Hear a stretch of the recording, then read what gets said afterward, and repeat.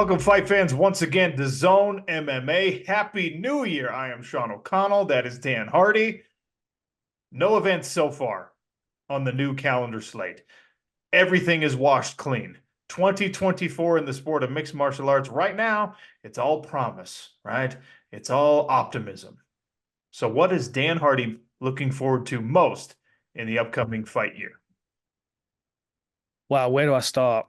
Well, I mean, of course, PFL against Bellator, that's going to be fascinating. I've been talking about these matchups over the past few weeks and how this card's going to come together, and that's very, very exciting to see two big promotions like this collide.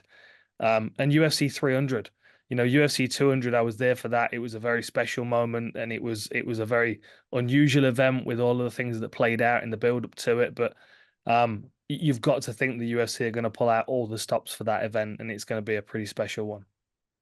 Yeah, that UFC 300, the speculation on what the matchups are going to be, how complete the card that's already been announced is, all that kind of thing.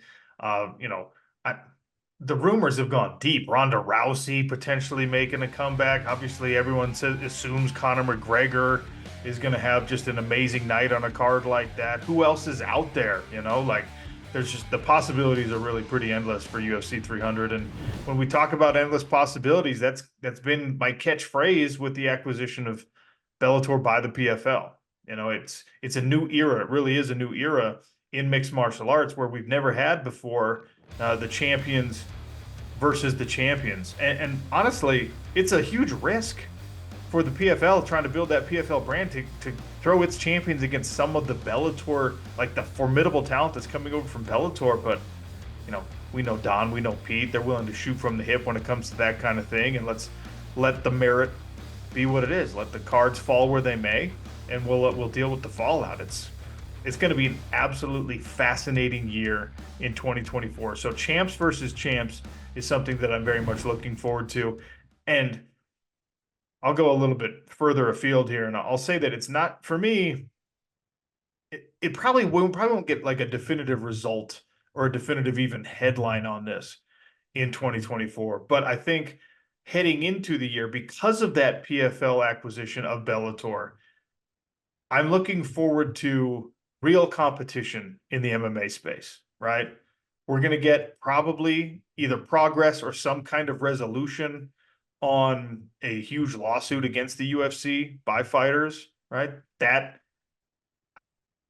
I don't know what it's going to mean. I'm not rooting for the downfall of the UFC. I'm not excited about the opportunity or the possibility is the right word. I'm not excited about the possibility of destabilization of the brand that has really built this sport that we love, right? But I do love the idea of real competition, of transparency, the records that are being released. Fighters are going to now have a more informed choice on what they should do with their careers. And if they decide they want to go the UFC path, that's fantastic. If they decide they want to try their luck somewhere else, and my hope is that we get some of the elite talent coming over to the PFL and Bellator space, I look forward to that. So I don't think we're going to get like a big like, oh, watch this. This is why you care about 2024. I don't think it'll be definitive. I think it's more of a slow burn, but more than any year previous to 2024, we are going to see real competition emerge in the MMA space where the possibilities, the money, the matchups, all that stuff makes sense for stars to be developed in two, maybe even three camps, depending on what like one championship ends up doing. But two or three camps, the crossover with boxing, all those possibilities. I think combat sports are in a better place than they've ever been in.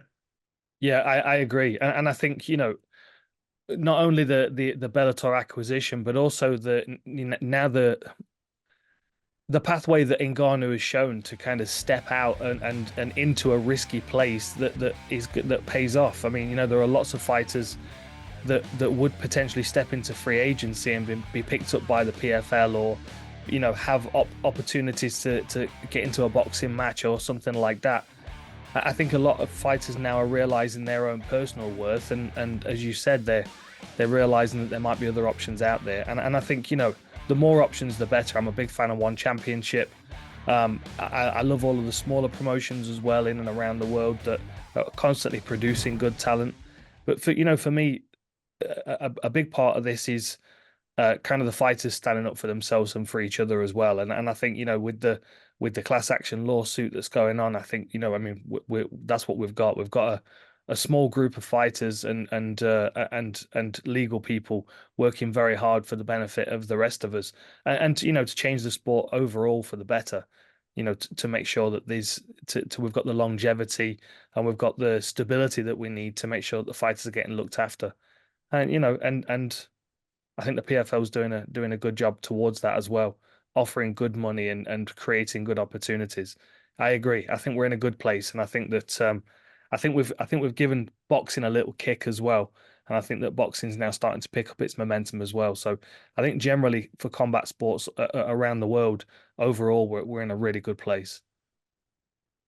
So the moments, we're going to get great moments in 2024. We're going to get new champions, right? There's a bunch of, when you talk about the champions in the UFC right now, when you talk about the Bellator champions who are going to be facing off against PFL champions, I want to say like 50% of those champions are 34 years of age or older.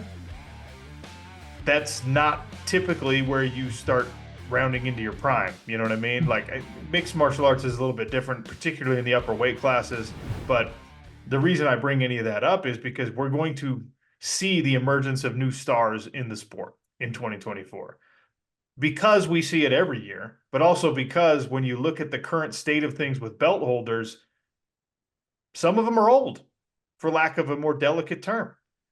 And that's time is undefeated, right? Eventually, you have to capitulate, you have to surrender to the the diminishing speed, the diminishing durability, the diminishing ability to recover between camps. So we're going to see new stars emerge. That's something also I'm looking forward to in 2024. We got tastes of it, right? In 2023, we're going to see more of it in 24. Yeah, for sure. And that's I think that's the benefit of the PFL opening up different regional leagues as well, and just generally the sport growing. The amateur scene's growing. There are a lot more amateur events up and down the country in the UK. The IMAF World Championships just happened as well, and the sport's growing very quickly. And I think that the more interest in it generally, the better for all of us. Exciting times ahead. Selfishly, I'm also excited in 2024. We should be headed to Saudi Arabia for a couple of fights, at least one fight over there. I have never been to the kingdom. I want to go see all of the world, so very much looking forward to that. I know personally the head of fighter operations for PFL Europe, and I've heard that we're probably going to be headed to a couple other different European cities that I have yet to visit. So selfishly, I'm looking to some travel to new places as part of the MMA scene, which is there's no better way to experience a city than to go and be there for 3-4 days, have some of the good food, hang out, and then see what the people are like when there's blood flowing in the cage, right? That's my favorite way of getting to know a new place. Yeah, yeah, good shout. And we've had some really good meals throughout this year as well as we've been on our travels. So no doubt we'll have some more cool experiences as we travel around. As you said, we've got some really interesting cities and countries that we're going to be going to. Lots and lots of events next year. I think there's nearly 40 on my calendar at the moment that I'm looking at being on or across in some way. Um, MMA is growing so quickly. I look at some of these kids that are coming through the amateurs right now and thinking to myself, in a year's time, 2 years' time, you might be in Lewis McGrillen's position. Then I look at Lewis McGrillen coming off his first loss and think to myself, in a year or two's time, you might be a European champion or a world champion. Or it's exciting because we get to watch this conveyor belt of talent coming through, and they're getting better and better every time out. Some of the kids that are stepping onto the mats in these MMA gyms are already technically superior to people that are fighting for world titles in some organizations around the world. It's an amazing time to be a part of mixed martial arts because the speed that it's growing. And then with the opening of the Middle East League and the big events that we're going to be doing in Saudi Arabia, there's going to be a lot more fighters coming out of Saudi Arabia as well. And there's a lot of money being invested in mixed martial arts and in combat sports in general. So I think yeah, I think things are on the up and up for us, Sean. If I was a rising prospect in mixed martial arts, I don't know how excited I would be about the Middle East wanting to get more excited and more involved in the game. When you think about the elite wrestling that some of like Azerbaijan and Iran and some of those places have produced for years and years and years, you start turning some of those guys into mixed martial artists, that's going to be tough on some of the rising prospects. But we get to sit back and we get to watch as everybody from all these regional leagues, Champions League of MMA, right here in the PFL, Middle East, North Africa in 2024, PFL Europe, obviously, in 2024. And I will wait until our Happy New Year show for 2025 before we talk about the other ones. But a lot to look forward to this year. Dan Hardy will be there. I will be there. You will be right here with us on DAZN MMA.